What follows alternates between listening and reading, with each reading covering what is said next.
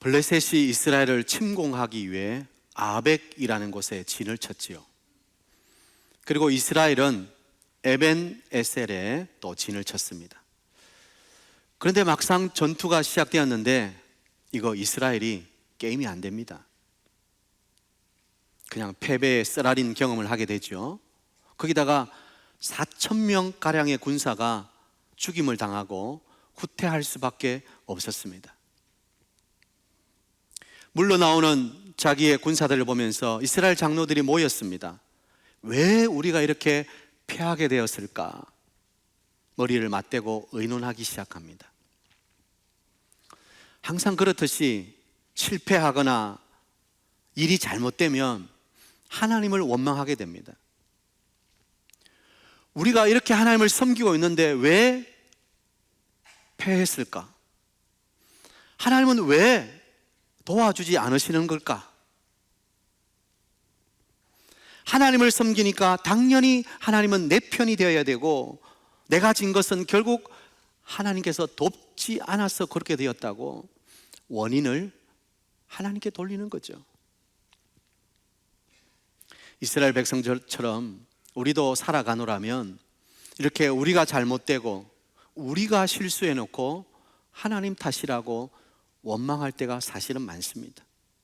그 원인을 자꾸 하나님께 돌리는 거죠. 아무튼 패배의 원인을 찾다 모아진 생각은 실로에 있는 언약궤를 가져다가 그것을 앞세우면 전쟁에 승리할 것이라는 생각이었습니다. 그들의 영적인 지도자였던 모세가 광야를 진행할 때도 항상 언약궤가 앞서 있었죠.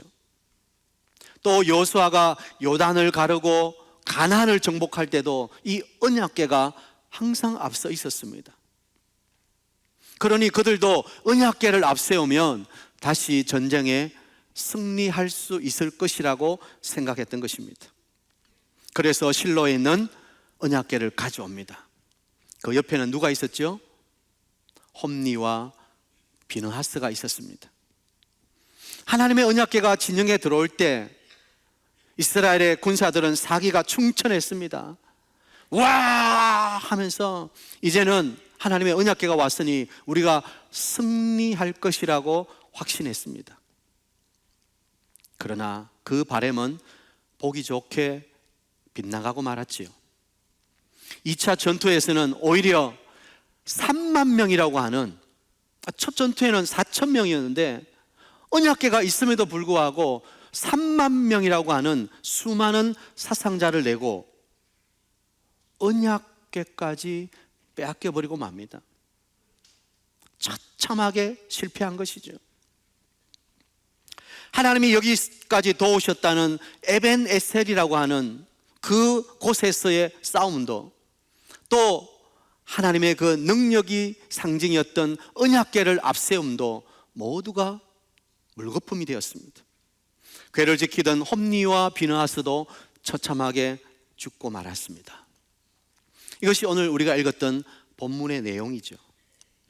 자, 하나님은 오늘 좀 끔찍하고 어쩌면 좀 비참한 이 슬픈 이스라엘의 역사를 왜 우리로 읽게 하시는 것일까요? 그리고 과연 오늘을 사는 우리에게 어떤 교훈을 주려고 하시는 것일까요? 오늘 본문을 보면서 몇 가지 우리가 꼭 기억해야 될 교훈을 받고자 합니다. 첫 번째, 우리가 아무리 가시적인 것을 내세운다 할지라도 진정한 신앙 위에 서 있지 않으면 하나님의 능력은 임하지 않는다는 것입니다. 자, 받아합니다. 진정한 신앙 위에 서 있지 않으면 아무것도 아닙니다. 여러분, 언약궤만 앞세우면 됩니까? 언약궤만 있으면 만사 형통입니까? 물론 언약궤는 하나님의 임재를 상징하는 것이죠. 지금까지 이스라엘 백성들은 이 언약궤를 앞세울 때마다 항상 승리했습니다. 그래서 이 궤를 주의 능력의 궤라고 일컬었습니다. 이스라엘 백성들은 이런 과거를 기억하면서 언약궤만 가져오면 승리할 거라고 굳게 믿었습니다. 그러나 하나님의 언약궤는 이 전쟁에서 아무런 힘도 발휘하지 않았습니다. 왜 그럴까요? 하나님의 능력이 이제 소진된 것일까요? 이사야 선지자는 이사야 59장에서 이렇게 꼬집었습니다. 이사야 59장 1절, 여호와의 손이 짧아 구원하지 못하심도 아니요 귀가 둔하여 듣지 못하심도 아니라 오직 너희 죄악이 너희와 너희 하나님 사이를 갈라놓았고 너희 죄가 그의 얼굴을 가리었어 너희에게서 듣지 않으시게 함이니라. 문제는 하나님에게 있었던 것이 아니라 누구에게요? 이스라엘에게 있었던 것입니다. 사람들은 언약궤를 하나의 신비한 능력을 가진 알라딘의 요술램프처럼 생각했는지도 모릅니다. 요술램프는 내가 쓱쓱 문지르면 거기에 거인이 튀어나와서 나의 소원을 들어줍니다. 우리는 종종 하나님을 그렇게 생각할 때가 있다는 거죠. 하나님은 마치 나의 소원을 들어주시는 나의 요술램프라고 생각합니다. 하나님을 믿는 순간 하나님은 내 편이라고, 무조건 내 편이라고 결론을 내어버립니다. 내가 기도한 대로 이루어 주셔야 하는 나의 진이처럼 말입니다. 그러나 여러분 꼭 기억해야 됩니다.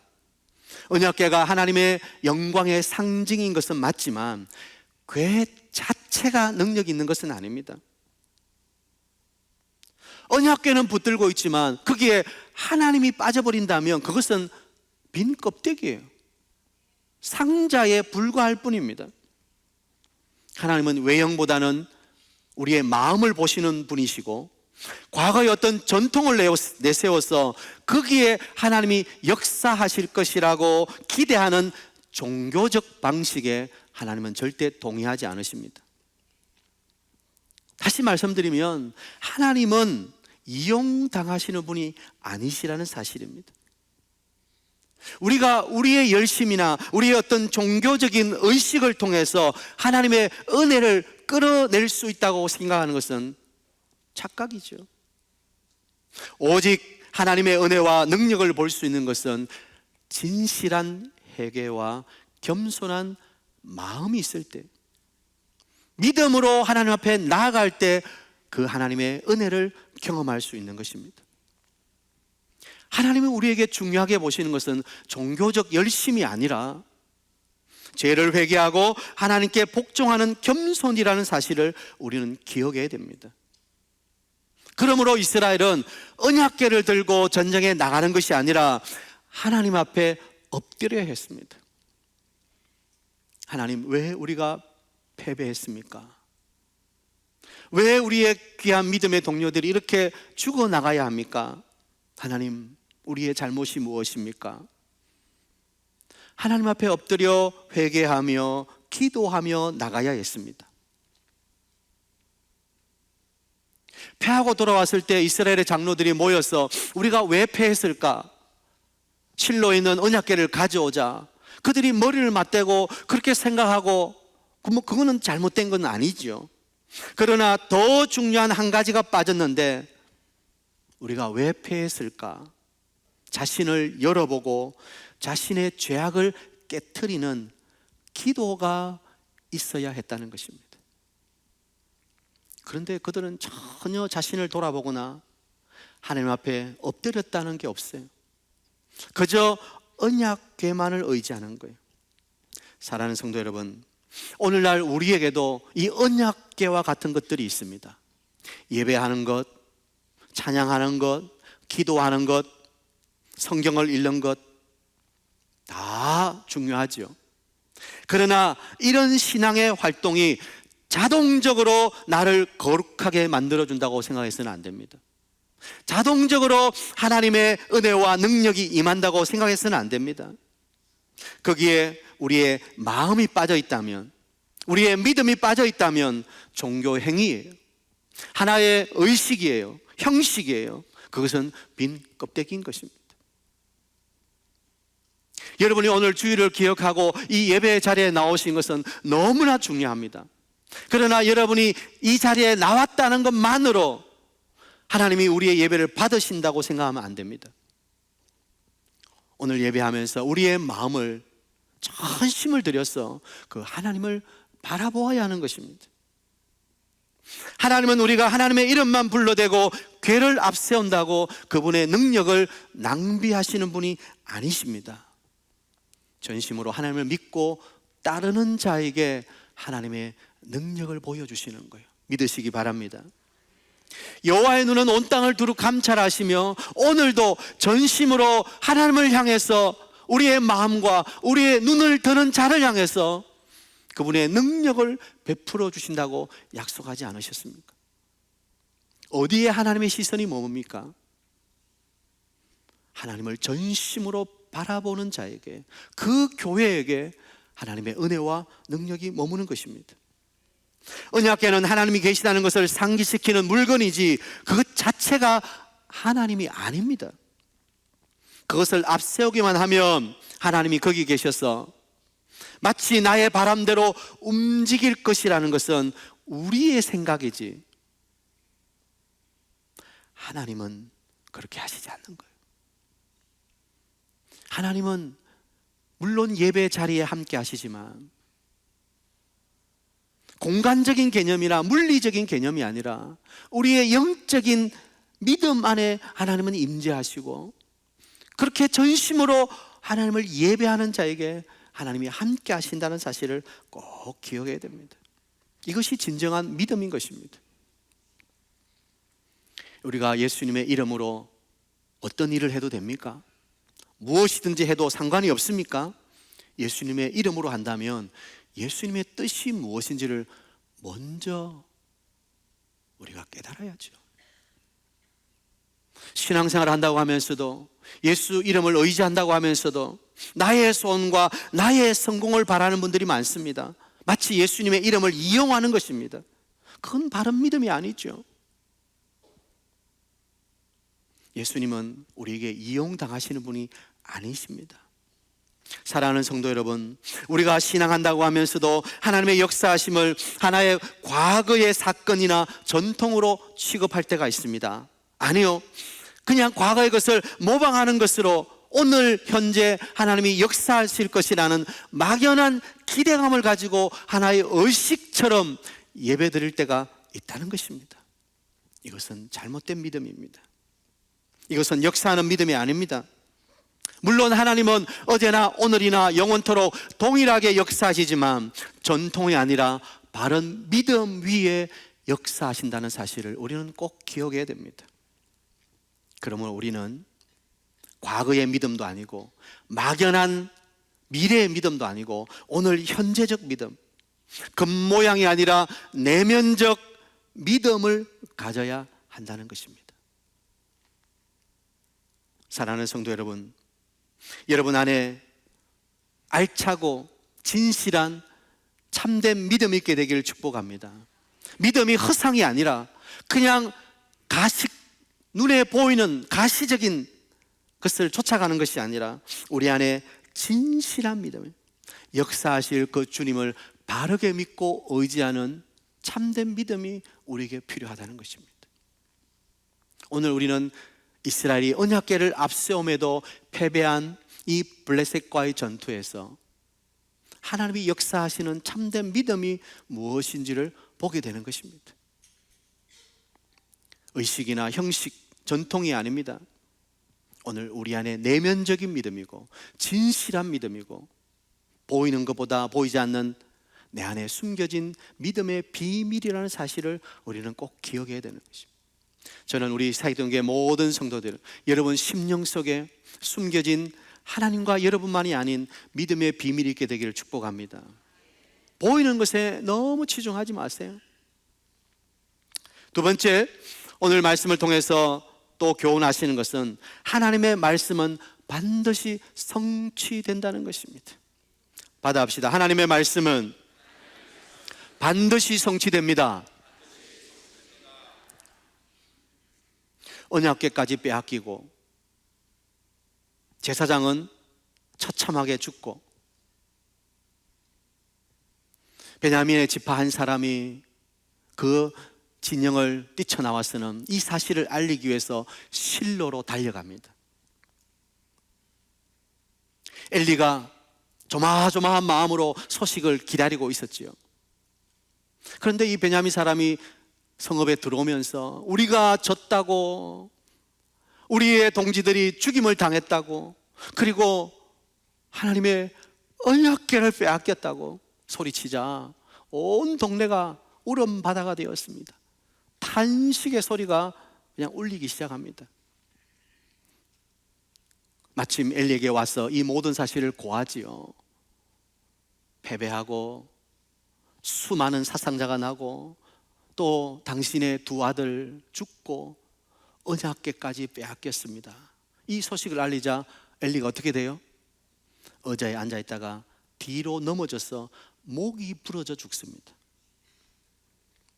그리고 또 이 소식을 들었던 엘리의 며느리 비느하스의 아내는 임신하고 있었는데, 해산할 날이 가까워오고 있었는데 전쟁에 지고 자기 남편 죽고 또 시아버지도 죽고 언약궤가 빼앗겼다는 소식을 듣자 난산을 하는데, 고통 속에 자기는 죽어가면서 겨우 아들을 낳습니다. 그리고 그 아들 이름을 뭐라 그래요? 이가봇이다. 우리는 이런 일련의 사건들을 보면서 하나님께서 사무엘을 통해서 하셨던 말씀을 떠올리게 됩니다. 3장 12절, 내가 엘리의 집에 대하여 말한 것을 처음부터 끝까지 그날에 그에게 다 이루리라. 여러분, 하나님이 하신 말씀은 1.1획도 변개되지 아니하고 취소되지 아니하고 하나님 말씀은 다 이루어지는 줄 믿습니다. 사무엘을 통해서 예언했던 그 엘리 집안의 심판과 멸망의 말씀이 이루어지는 거예요. 하루아침에 엘리 집이 끝나버리는 거예요. 이것은 우연하게 흘러가는 것이 아니라 모든 일은 하나님의 섭리와 계획 속에 정확하게 움직여가고 있다는 것을 보여주는 것입니다. 우리가 믿는 하나님은 어떤 분이십니까? 우연하게 일하시는 분이 아니십니다.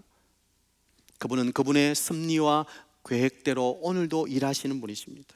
그래서 민수기 23장 19절 세 번역은 이렇게 말합니다. 하나님은 사람이 아니시다. 거짓말을 하지 아니하신다. 사람의 아들이 아니시니 변덕을 부리지도 아니하신다. 어찌 말씀하신 대로 하지 않으시랴.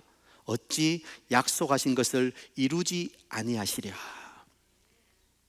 사랑하는 여러분, 하나님의 말씀을 가볍게 보아서는 안 됩니다. 오늘 성경에 기록된 66권에 있는 이 하나님의 말씀은 하나님의 입에서 나온 말씀이에요. 하나님의 말씀은 반드시 이루어지는 거예요. 그러므로 우리가 이 말씀을 가볍게 여겨서는 안 된다는 거예요. 하나님이 어떤 분이십니까? 다시 한번 기억해야 됩니다. 그러므로 우리는 말씀을 꼭 붙들어야 됩니다. 말씀을 소홀히 해서는 안 됩니다. 말씀을 듣고 말씀을 배우고 말씀대로 순종하는데 우리의 인생을 걸어야 하는 거예요. 하나님은 말씀으로 역사하시는 분이기 때문에, 그 말씀하신 것을 반드시 이루시는 분이시기 때문에 저는 우리 사이등교회 모든 성도님들이 하나님의 말씀을 꼭 붙들고 하나님 말씀에 철저하게 순종하는 말씀의 사람이 다 되시기를 축복합니다. 또 하나 말씀하는 것은 하나님은 죄를 결코 간과하시는 분이 아니시라는 것입니다. 엘리의 두 아들은 제사장으로서 하나님의 제사를 멸시하고 재물을 갈취하고 엄난한 짓을 하고, 그래도 하나님께서 아무런 심판을 하지 않으시자 그들은 더욱 죄악으로 치달았습니다. 마치 하나님의 심판이 없는 것처럼 여겼는지도 모르겠습니다. 그러나 하나님이 당장 심판하지 않으신다고 하나님이 우리 죄를 모르시거나 또는 우리 죄를 슬쩍 넘겨주지 않으신다는 것을 우리는 꼭 기억해야 됩니다. 우리는 사랑의 하나님을 믿으면서 너무 죄에 대해서 방만해질 때가 많다는 거예요. 하나님은 결코 죄를 용납하시는 분이 아니십니다. 반드시 심판하시는 분이십니다. 보십시오. 하나님의 영광을 짓밟은 엘리의 집에 무서우리만큼 심판을 내리셨습니다. 하루아침에 4명이 죽었어요. 홈리와 비느하스, 아버지 엘리, 비느하스의 아내 4명이 죽임을 당하지 않습니까? 이것을 보면서 자신의 직분을 지키지 않고 타락하는 것이 얼마나 무서운 심판을 초래하는 것인지 우리는 기억해야 됩니다. 하나님이 우리를 성도로 불러주시고 목사로, 장로로, 집사로, 권사로, 우리를 교회 일꾼으로 하나님의 사람으로 불러주셨는데 우리가 그 신분을 망각하고 그 직분을 망각하고 죄를 범하고 타락하게 된다면 하나님의 심판이 있다는 거예요. 지금 당장은 아니라 할지라도 하나님은 절대 죄를 슬쩍 넘기시는 분이 아니라는 사실이, 물론 하나님은 죄를 고백하고 회개하면 다 용서해 주시는 분이십니다. 기억지도 아니하신다고 하셨습니다. 죄를 멀리 던지신다고 하셨습니다. 그러나 우리가 반복적으로 죄를 짓거나 마음이 굳어져서 회개하지 않는다면 하나님은 절대 용서하지 않으십니다. 사랑하는 성도 여러분, 그러므로 우리는 오늘 작은 죄에 대해서도 민감할 수 있어야 됩니다. 내가 연약하기 때문에 죄를 지을 수밖에 없다는 것으로 나를 죄를 허용하는 빌미로 삼아서는 안 됩니다. 죄에 대해서는 대항하고 싸워야 되는 거예요. 언제까지요? 피 흘리기까지. 저는 우리 사이등교회 모든 성도님들이 죄에 대해서는 민감하고 죄를 멀리하고 죄와 싸우게 되는 믿음의 용사가 되시기를 축복합니다. 하나님은 죄를 싫어하시는 거예요. 하나님이 싫어하시는데 그것을 반복하면서도 하나님과 가까워진다, 하나님의 은혜를 더 누리면 좋겠다, 그건 말이 안 되는 거죠. 죄의 문제를 끊어버리는 결단이 있어야 되는 거예요. 이제 또 새로운 사물을 시작합니다.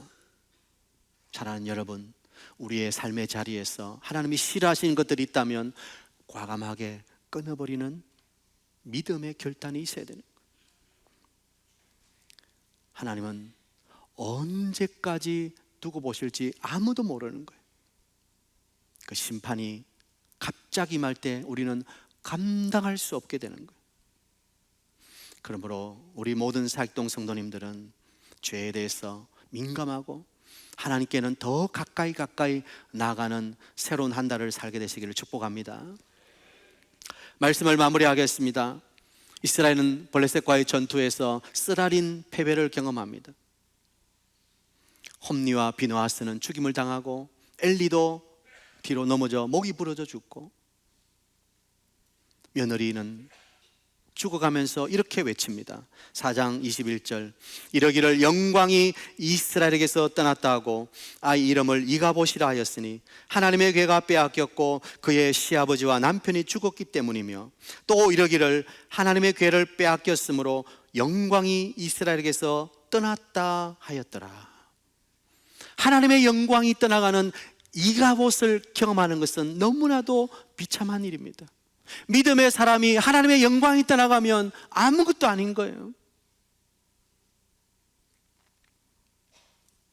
사랑하는 여러분, 하나님의 영광을 붙잡으시기 바랍니다. 하나님의 영광이 여러분에서 떠나가지 않도록 여러분 자신을 곰곰이 살피시기를 바랍니다. 하나님의 영광이 아니면 우리는 아무것도 아닌 존재가 되기 때문입니다. 오늘을 이미지 메이킹 시대라고 한다 그래요. 이미지, 보이는 것에 집중하는 시대잖아요. 그래서 뭐 쌍꺼풀 수술도 하고 이것도 좀 집어 올리고, 뭐 우리나라를 뭐 성형 공화국이라 그럽니까? 뭐 다 나쁜 건 아니죠. 자기를 좋게 보이는 것이 뭐 나쁘겠습니까? 그러나 더 중요한 것이 있습니다. 보이는 것 외형보다도 우리의 내면이 더 중요한 것입니다. 진실한 믿음이 더 중요합니다. 우리가 오늘 주일 교회 오는 발걸음 정말 중요하죠. 여기 앉아 계시는 것 정말 대단하신 것입니다. 그러나 더 중요한 것은 우리의 진실한 믿음으로 하나님을 두려워하고 하나님의 영광을 사모하고 영광을 붙잡는 것이 더 중요합니다. 신앙이라는 포장으로 나를 감싸서는 안 됩니다. 나는 적어도 예배 자리에 앉았으니까 잘하고 있다, 그 정도 수준에 머물러서는 안 됩니다.